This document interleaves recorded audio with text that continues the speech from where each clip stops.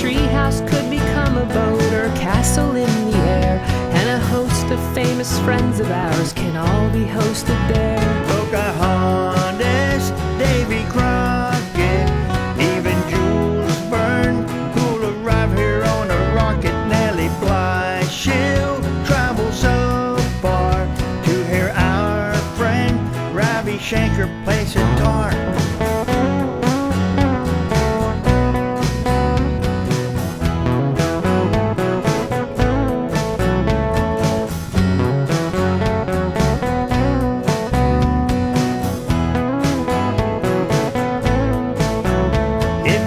Sophistication and the proper savoir-faire, we can put your mind at ease. Our teas are casual affairs. Our high teas are held at lunchtime, and you may come as you are, and we'll drink our grandpa's meadow tea from grandma's mason jars. Then play cowboys, then explorers, tour the world and still be not a penny poor. See the jungles, climb the mountains, sail the oceans, then eat dinner by a fountain.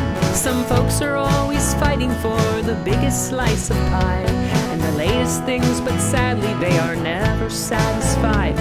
We're more like that old country mouse who ate far from the cats. We're content with peace and quiet and a bit of this and that. Won't you join me for a high tea held at noontime in our house up in a tree? Then our friends reel and pretend will all delight us, and it's sure to be a thrill. Won't you join me for a high tea held at noontime in our house up in a tree? Then our friends reel and pretend will all delight us, and it's sure to be a thrill.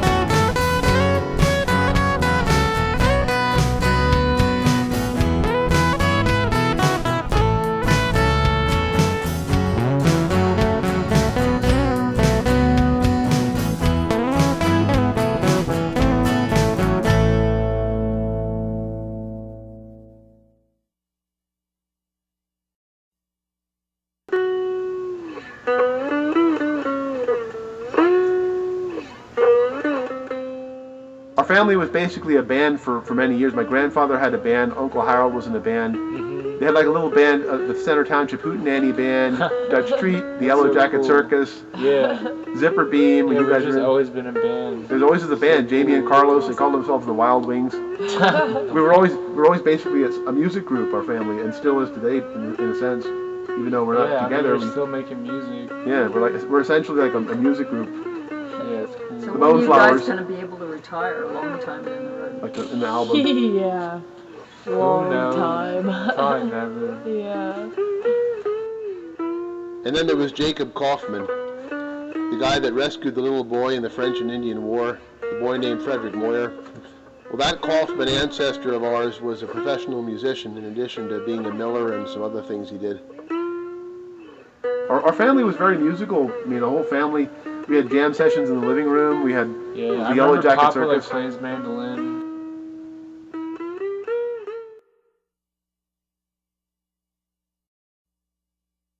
I remember my pop sang up in Hamburg. He had a band then already. They practiced in a abandoned canal boat. That's where they practiced. It sat there in the mud, but the building was like a house, you know. Yeah. And they used to, right there where Dinkler Chevrolet used to be. You go over West Hamburg, then you were in Hamburg. Right there, I remember that empty basin, you had canal basin. It went up the Hamburg side.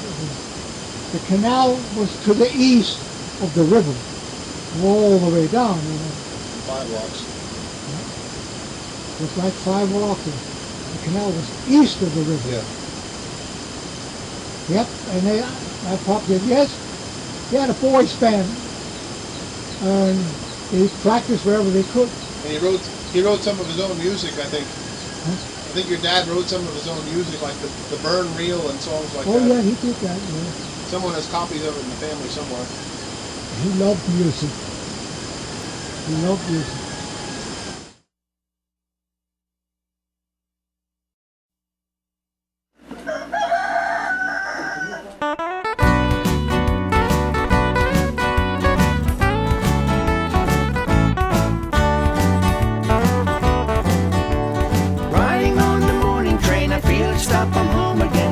says Shoemakersville. I stretch my legs and go. When I step out of the train, I look out at my home again, and places and some faces that I know from long ago. In the summertime, back in my hometown, with my friends around, I'm so glad that I'm back where I belong. I've been gone so long. Admiral Molasses in his uniform and glasses, on his old canal boat with his band rehearsing in the sun, plays for Mr. Crocker, who is teaching his boys soccer, and each time the little fella scores, I hear him shout, home run! In the summertime, back in my hometown, with my friends around, I'm so glad that I'm back where I belong. I've been gone so long. Near the Schuylkill River's edge, I hear a sound behind a hedge. It's Mrs. Lively practicing on her accordion. Audiences make her shy, although I'm really not sure why. You never know until you try, perform, and make new friends. In the summertime, back in my hometown, with my friends around, I'm so glad that I'm back where I belong. I've been gone so long.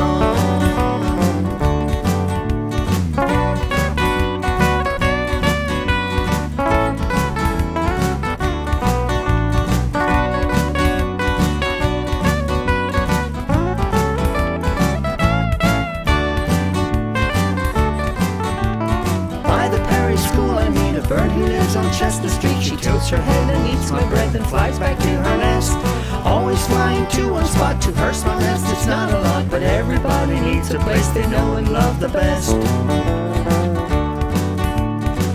July the 4th is the day the people have the parade, and there's the Admiral, he's marching with his band. The Mrs. Lively, she plays, and Mr. Crocker, he stays like all the others, and they all give her a hand. The little boy Crocker's son, he saves some hamburger bun and feeds the bird who eats and goes back to her tree. I searched the world high and low, but now I finally know that being home is what's important to me. In the summertime, back in my hometown, with my friends around, I'm so glad that I'm back where I belong. I've been gone so long. In the summertime, back in my hometown, with my friends around, I'm so glad that I'm back where I belong. I've been gone so long.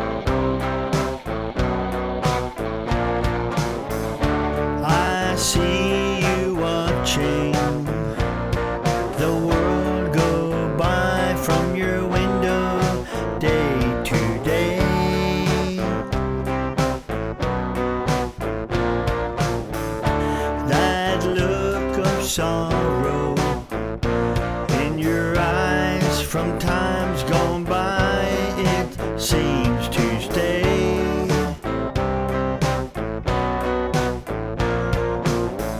Some people cherish the memories in their minds like souvenirs, while others see them as a burden dragged along from year to year.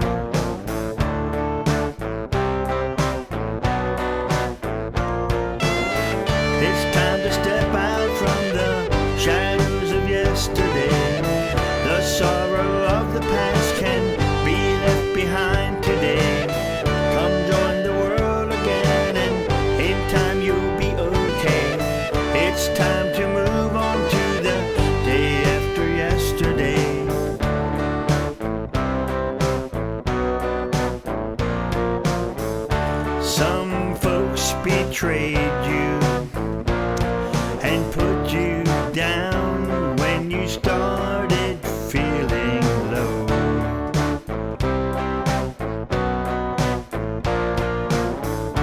Like someone once told me, some people say a lot more than they know.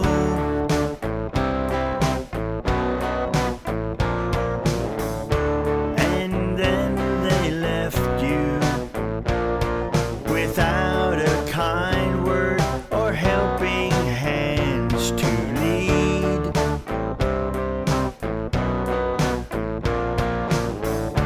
You're stronger than you realize. You are the hero that you need. Oh, life gives us another chance. Every time we greet the dawn, stop and look and take a glance. Hear the sound of nature's song. Even in the bad times, the music still goes on.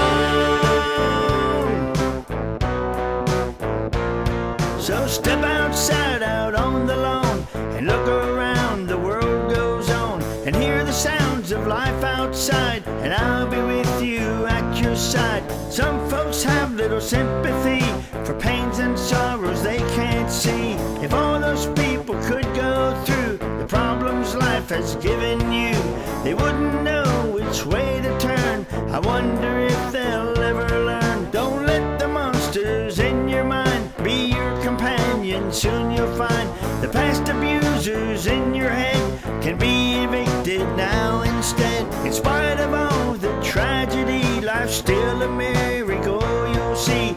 Carpe diem, seize the day. Please don't throw it all away. All I'm asking, Julianne, is to do the best you can. Step outside and take a glance. Please give life another chance, Julianne.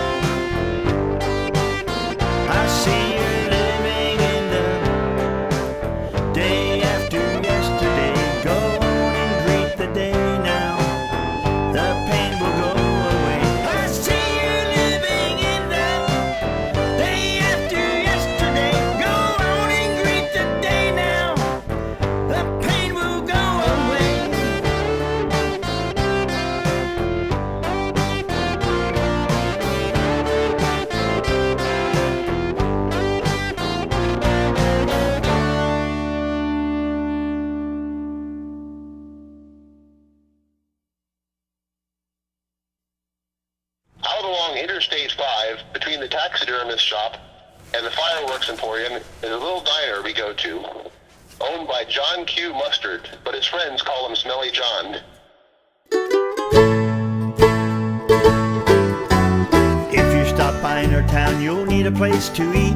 So come on down and eat at John's and get yourself a treat. There's grease stains on the menu and the diner's not so neat, but still it's never crowded there, you'll always find a seat. The wine they tried to serve us there, it wasn't all that great. The steak we had was pretty bad, from 1988. I'm told the food is old and past its expiration date. It's not so appetizing, but it's great for losing weight.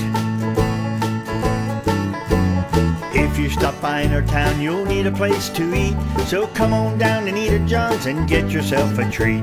There's grease stains on the menu and the diner's not so neat, but still it's never crowded there, you'll always find a seat. I always choose this diner, it's the only one in town, but my hash browns are greenish and my salad's very brown. The chef said, try our ice cream then, but this is what I found. I bought a cone with sprinkles, but if you could walk around. If you stop by in our town, you'll need a place to eat. So come on down and eat at John's and get yourself a treat. There's grease stains on the menu and the diner's not so neat, but still it's never crowded there, you'll always find a seat.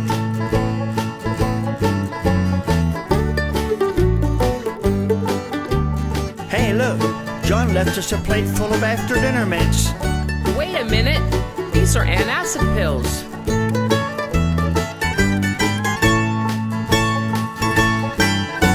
As we both got up to leave, the chef went running by. A sight as scary as the food perhaps had caught his eye. The waitress cried out, hey, here comes the health inspector guy. They put the closed sign up in time and fooled him with the lie. If you stop by in our town, you'll need a place to eat.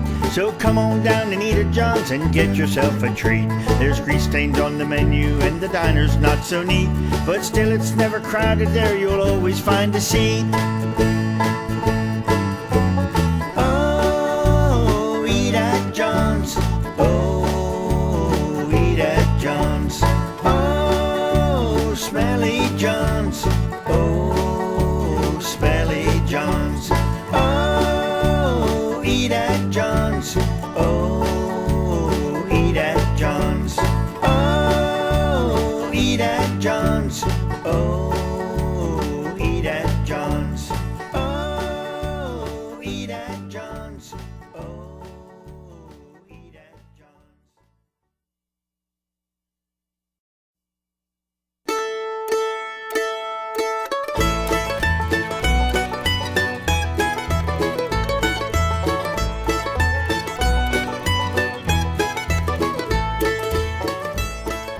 Reading of the Peepers a Duck story, October 25th, 2017.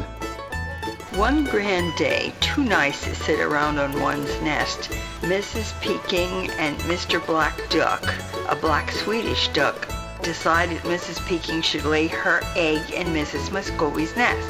I'm sure she won't mind an extra egg to sit on and hatch, said Mr. Black Duck. Then we can go to the meadow and eat some of the tiny new sprouts of spring grass. Time flew quickly by, as it only seems to after the winter is just about over. In about 5 weeks, do you know what happened? The excitement almost equaled that of a new sister or brother. When the day before Easter, Miss Muscovy hatched her brood, they all looked very ordinary and delightfully yellow and cuddly. That is, except that one unusual fellow, who probably wondered why he didn't look like the rest of the gang. Anyway, Mama Duck didn't mind the black duckling, who was trimmed with white here and there because of his mixed ancestry. It was a small brood, as early hatches often are.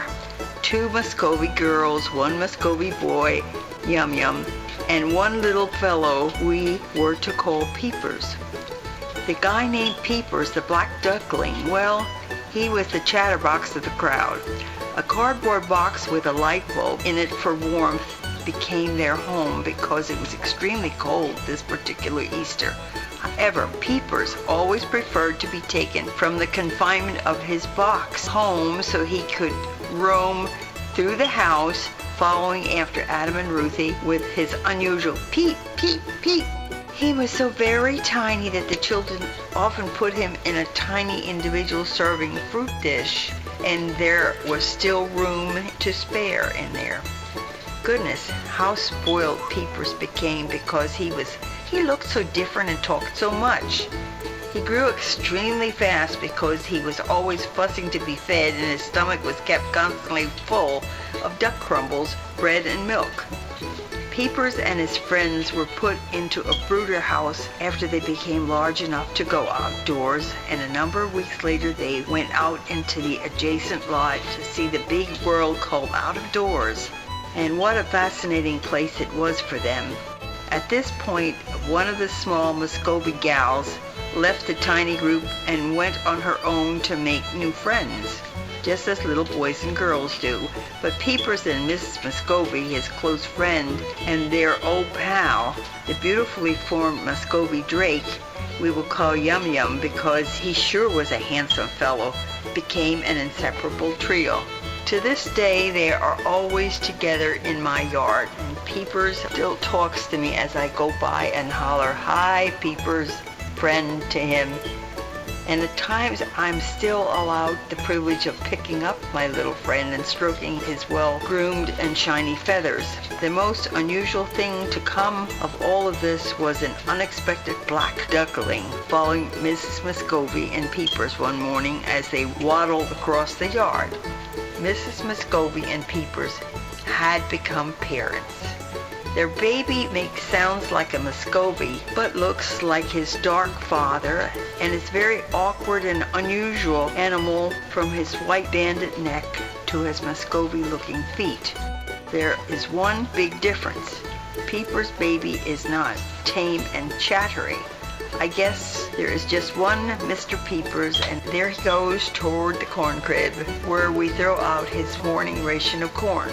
There never has been such an inseparable trio as Peepers, Yum Yum, and Miss Muscovy, and I know it will always be that way till death do them part. Written in 1971.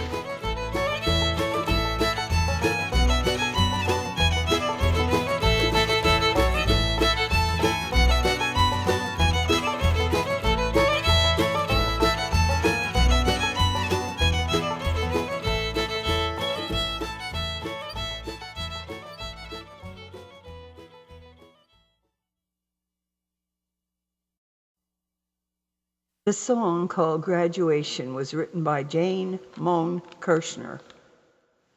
The words in 1950 and the tune in 2019 and 2020.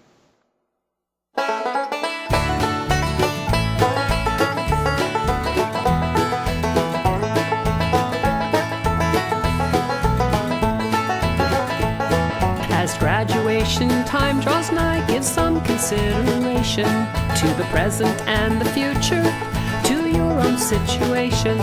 The diploma now means parting from each pal and faithful friend.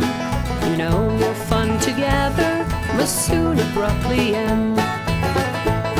You're haunted by those childish pranks, the good you might have done, the precious times you wasted, played hooky just for fun. For some it will be college or business world position, yet others to the home and mill, each his own great decision.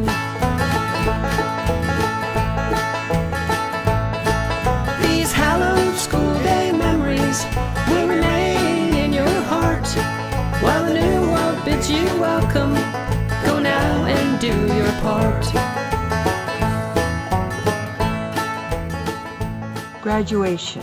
As graduation time draws nigh, give some consideration to the present and the future, to your own situation. The diploma now means parting from each pal and faithful friend. You know your fun together must soon abruptly end.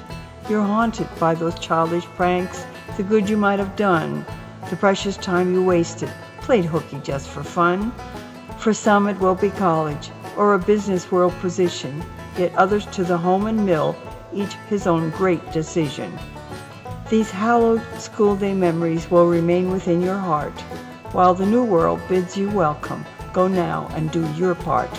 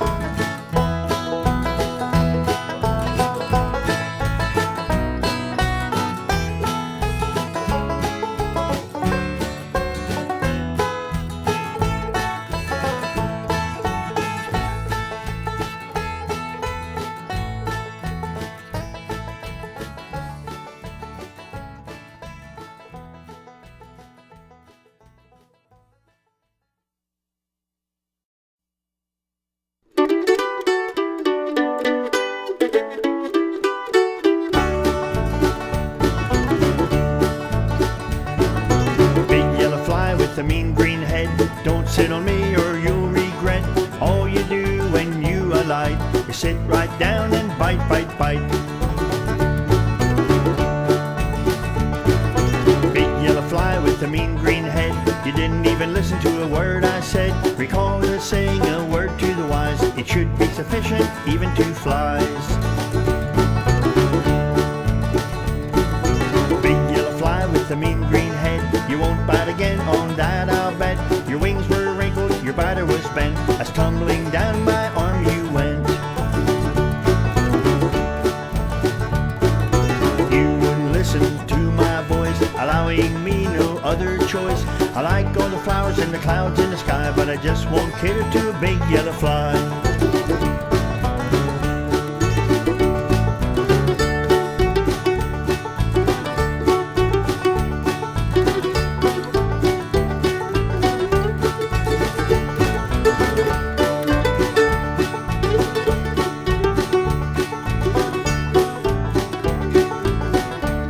Looks like I missed him.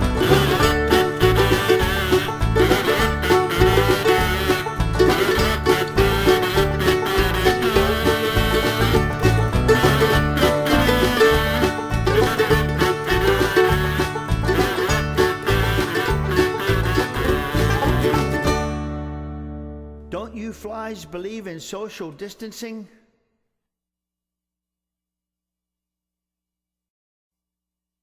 After playing this tune on a guitar and making it up as he went, the composer was asked, "What did you name this tune?" He replied, "I didn't think I did." This next tune is called "I Didn't Think I Did."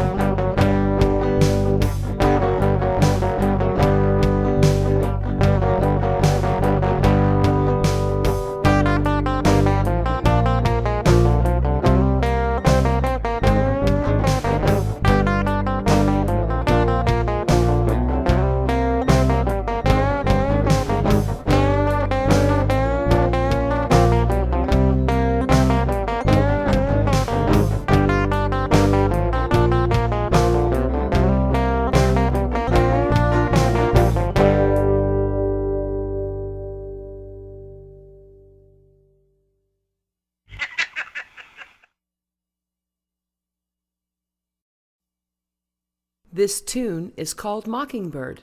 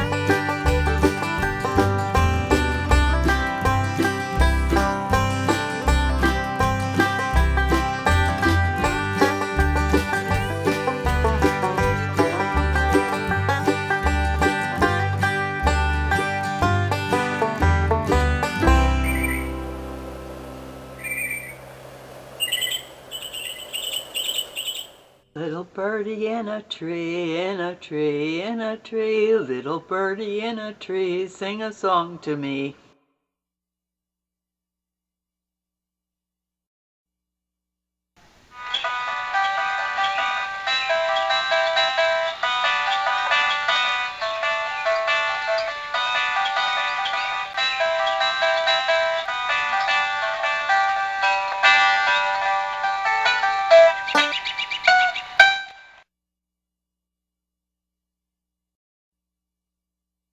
My ancestor, the Amish Bishop Jacob Mast, used to gather his family together and lead them in reciting the Lord's Prayer. The family did this together every night. This recording of Stephanie Noecker Moan singing the Lord's Prayer and Catherine Holcomb on the piano was recorded at Bellman's Old Church in 2017.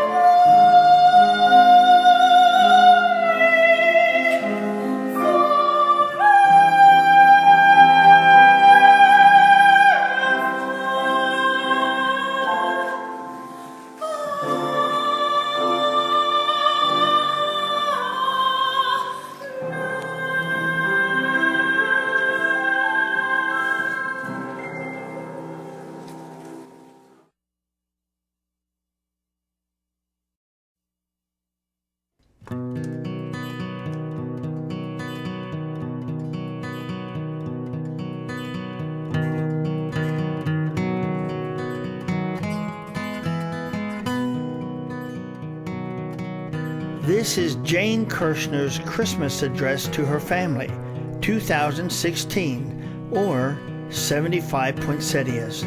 Storytelling has always been a fun part of the family's Christmas gatherings.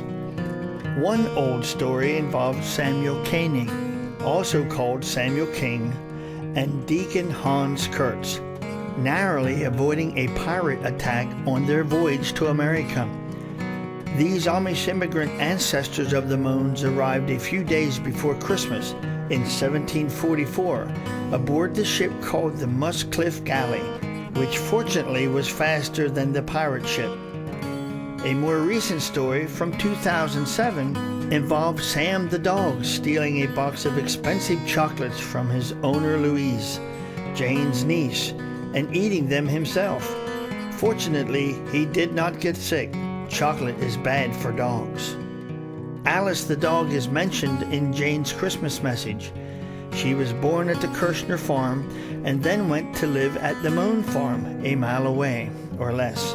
And later on, she decided on her own to move back again. A pear from an old tree in the Kershner's yard was mailed to Jane's great-nephew, Ben, but it went bad part way. Jane had better luck sending one to her grandson Abram and his girlfriend Amanda when they lived in Washington State. Pears from the old tree had been given to some hungry poor children once during the 1930s, during the Depression. Jane's mother, Edna Mohn, invited the kids to pick all that they wanted. A pear from this tree appears on the music album.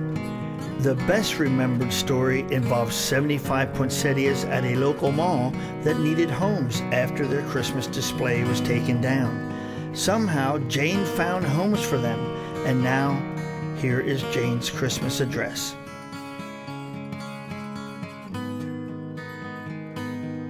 75 poinsettias. This is my Christmas address to the family, 2016. Merry Christmas to all of our family. Gail, Janice, Jason, Ben, Rachel, Louise and Jim, Tommy and Stephanie, Ruth, Jamie, Abram and Amanda, who are out in Oregon, Gabriella and Justin, Leanna, and all of the critters, and anyone that Adam and I may have forgotten. Gabriella, Peep, and Buddy Mouse say Merry Christmas also. We used to have, years back, skating parties on our farm, Old Moon Farm. Kenny Mohn was the best skater in the group, and Mildred was good at it also. In 1952, Pop George was in the Army. I sent him a Christmas card. He was so happy to get it that he carried it all over Europe with him. The kids liked the story, printed maybe 1970, called The Wonderful Window. A tomboy named Katie breaks a church window by accident, and it is miraculously repaired. A balloon flew over our place around Christmas 1976. George interviewed the balloonist for the Hamburg item soon after that. Ruth sang in a production of Handel's Messiah at the Fairgrounds Square Mall. Bob Ebling played the piano, and boy could he play. One year, Ruth and Adam gave everybody tickets to the play A Christmas Carol. Adam was an extra in the play, and Ruth played flute in the orchestra. This was held at Schuylkill Valley High School in 1981. We gave Mildred a Rubik's Cube for Christmas once when they were popular. Adam and I would go Christmas shopping in Muhlenberg Plaza, and a couple of times Tommy and Stephanie were there, and we had lunch with them. A few years later, I got 75 poinsettias from the Fairgrounds Mall that needed homes after the mall closed for the holidays. Jamie worked there as a guard then. We gave them to everyone we knew. One was supposed to go to Norman Phillips, but we handed it in the wrong door and asked for Norman. A different Norman answered, and we gave him a poinsettia also, as well as Norman Phillips, Harold, and others. Alice the dog moved back home around Christmas one year. George once played Christmas carols at Berksheim with his friends in the harmonica band Dutch Street in 1988. An older man pulled out his own harmonica and played along also. Clifford stopped by on Christmas Day 2007 to visit George. He was in the harmonica group. He asked George, "Were you ever at the pagoda in Reading?" George said no. Then Cliff took him there to see it that same Christmas Day. George liked Mr. Magoo's Christmas Carol on TV, and one year we finally found it on DVD for him. We mailed the pair to Ben at school in Colorado, but it went bad. Mildred hosted our family's Christmas dinner and gatherings from 1961 to 2010. Wow. And every now and then a member of the family And another suggests getting together again sometime. Whether we get to do that or not, I will be thinking about all of you at Christmas in 2016 and always. Merry Christmas to all of you now and always.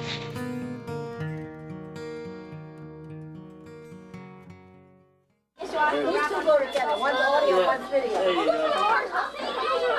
Maybe she said that on the table. We got doing this. Just leave it on the pile. Oh yeah. A new tape. Let's see if there's new tape. Let's place new tape. Open it. This is from Jay. These you can take charge. That's for Benji and Jason. That's Lindsay's.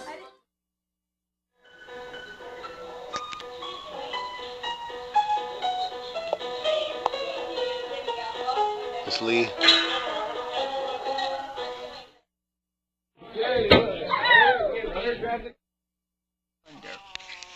So I am just a little girl. One thing I'd like to know, how Santa Claus will come around if there ain't any snow. Now wagons run on wagon wheels. That's how they get around. Will Santa use a wagon then? If no snow am on the ground? Or will he ride an aeroplane? Or will he bring a jeep? No, I guess he'll use a sled. Our house roof is too steep. Merry Christmas from Washington, from Abraham and Amanda. Es steht mir nicht zu, Arigo. Die Jünger sind doch froh. Da herrscht gut Schnee von Winter. Ist ordentlich wieder da.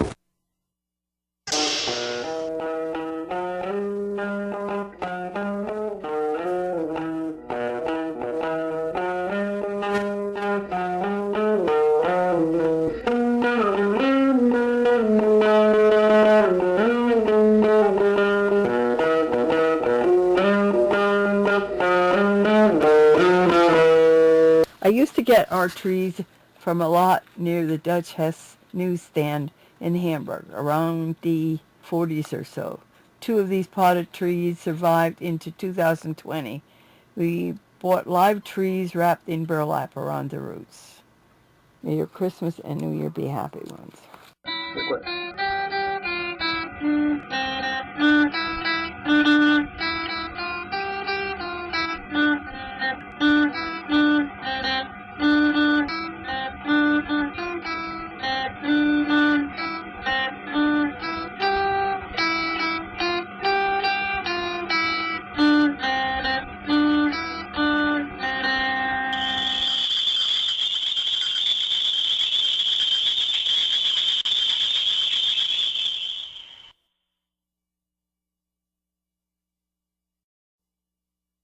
The story of Sophia Setley comes from a very old 1920s newspaper clipping in George Kershner Sr.'s history notes.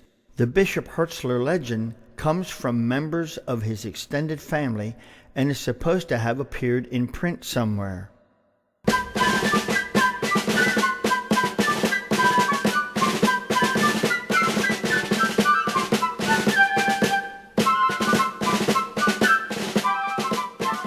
Around Christmas time in the 1770s, a girl named Sophia Setley took a wagon load of gunpowder and uniforms from the Mineral Springs area of Reading to Windsor Castle near Hamburg to a farm owned by a Kershner, hidden there from the British soldiers for George Washington's army to use.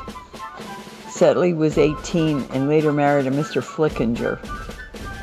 A man named Bishop Hertzler, who was Amish and lived near Bern then, supposedly took up a collection of supplies of food and clothing for the soldiers at Valley Forge.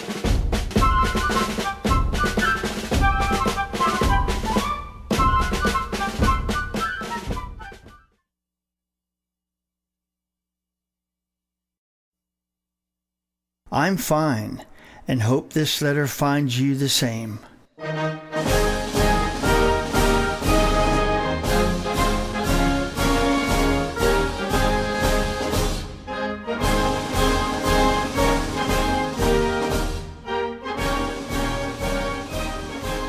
France, 1944. These two letters were written to Bill and Edna Mohn from their son Harold Mohn, who was stationed in France during World War II in 1944. Harvey was Harold's uncle. Dear folks, well, here it is, Wednesday noon, and news is really scarce. But I decided to drop you a few lines. I'm fine, and hope this letter finds you the same. I haven't heard from you the last few days, but I had a letter from Harvey's on Monday. Today my buddy had a package, but no letters arrived. I saw a USO show recently which was really good. That's one thing I don't miss if I have the chance to see them. According to the radio, I believe everything is going okay. I'm glad the thing has started anyhow. Paul says more in his letters than I can. He discussed some stuff in his letters that if I'd as much of mentioned it, it would have been cut out. That's how it goes, but it will all keep till the thing is rolling. This morning I got my weekly rations, which didn't amount to a whole lot. I slept till about 8 o'clock, so the morning went pretty fast. Incidentally, you can do what you think best about that cash I sent home. I don't need it over here, so it's no use carrying it along over here. Well, I'll say so long now. I hope to hear from you soon. Your son, Harold. August 10th, 1944. Dear folks, haven't heard from you for a long time, but I decided to drop you a few lines at this time. I'm fine, and I hope this letter finds you the same. Yeah, things are going about as usual, but I sure wish we'd get some mail once. But such is life. This place here ain't too bad, and the countryside is really nice. I got some pictures yesterday which should be pretty good shots. That is, if they come out okay. By the way, did you get any film yet? If you did, send them anytime you get around to it. Boy, what a reception by the French. They came out with wine, cognac, pinned flowers on you, and they really seemed happy. I just hope the pictures will turn out okay, and they will give you an idea of how it was. I got the package with the camera case a few days ago, and that really is a good deal. The film shift was cut out on the wrong end for my camera, but we cut the other end out, and it's just as good as if it had been done at the factory. Well, news is scarce, and I got stuck with the midnight shift, so I guess I better sign off and try to get some sleep up until that time. So long and good luck, your son, Harold Mohn. Harold returned home safely around Christmas of 1945.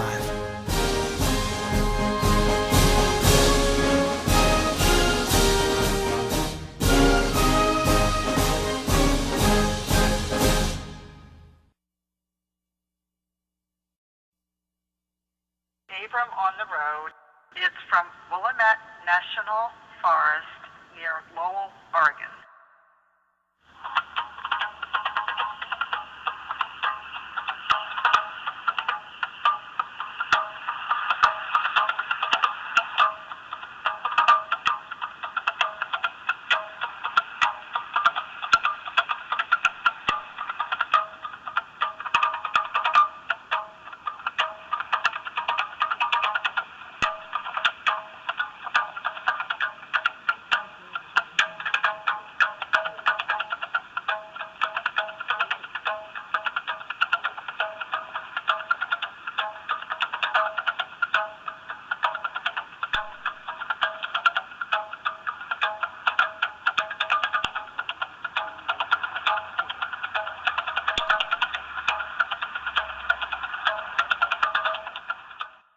Existential salad.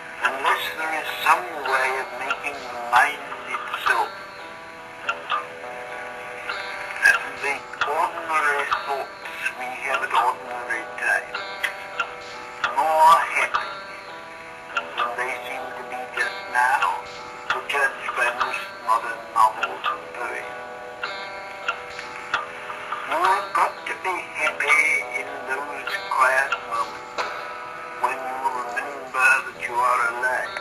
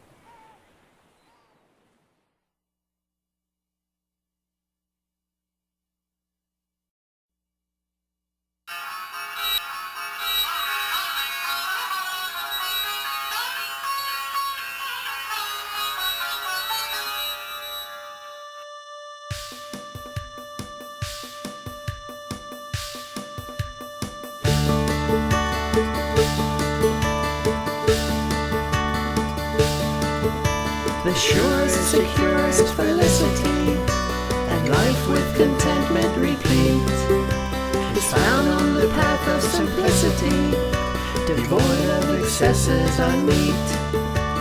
In basic unfettered living is strength and repose unsurpassed, that's free of those chains unforgiving, which bind and betray men and last.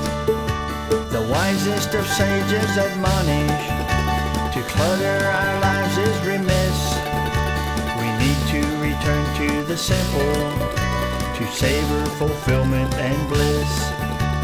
To complicate life with what's needless remands what is primed to a shelf, and chasing false dreams with the heedless, a fool's only pawn is himself.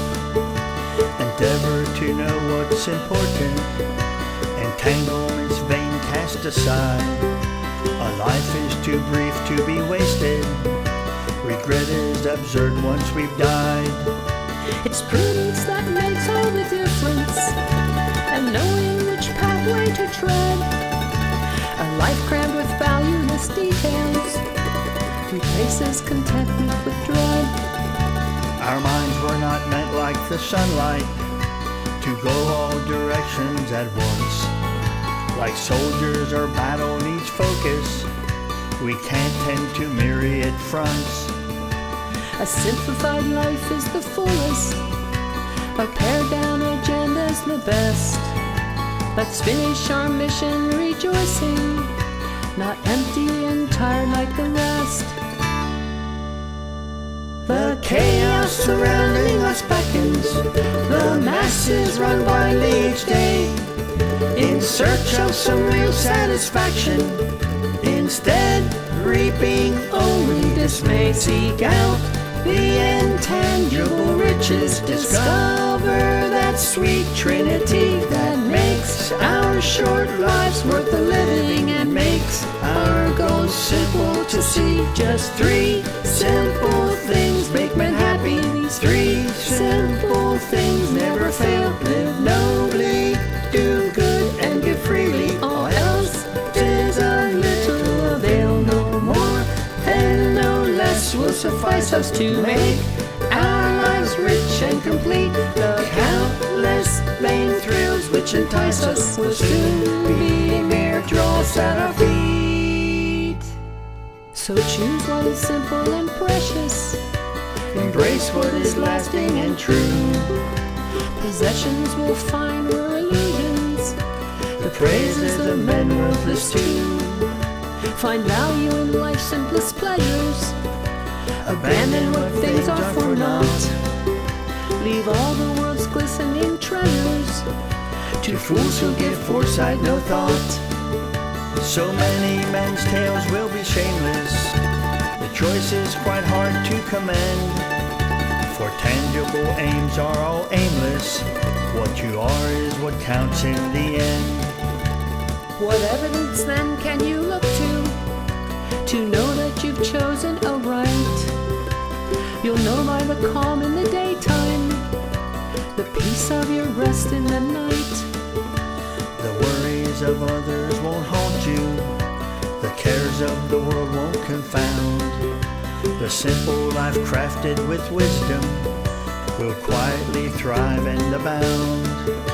You'll find as the others run panicked and chase things to which they're unsure, you found what they sought with much order, but never knew where to procure. You'll smile as you finish your journey, with gladness you'll see when you're through.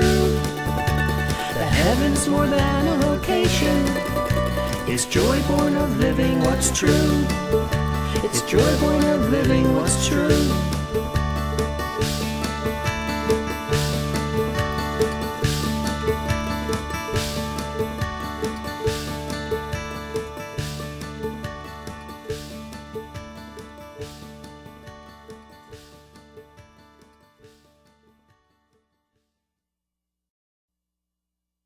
Here we go.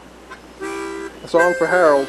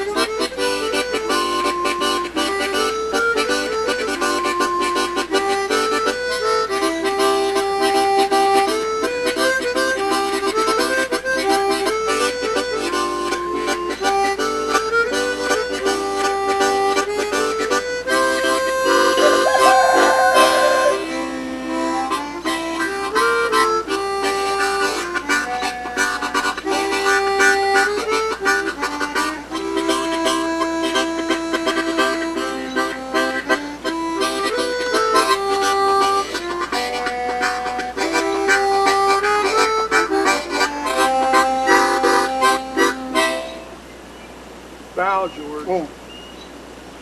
Very good.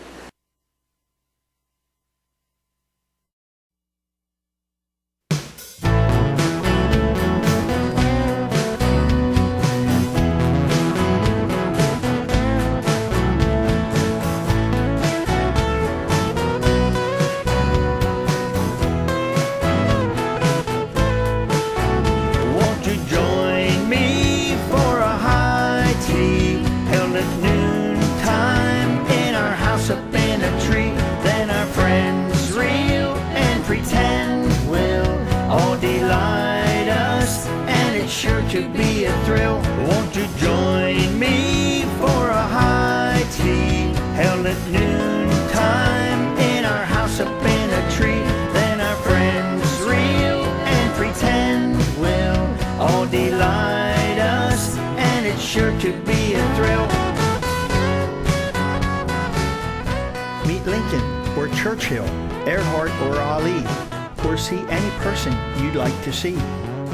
Or be any person you'd like to be. Come and find fun, enjoy imagination now, everyone.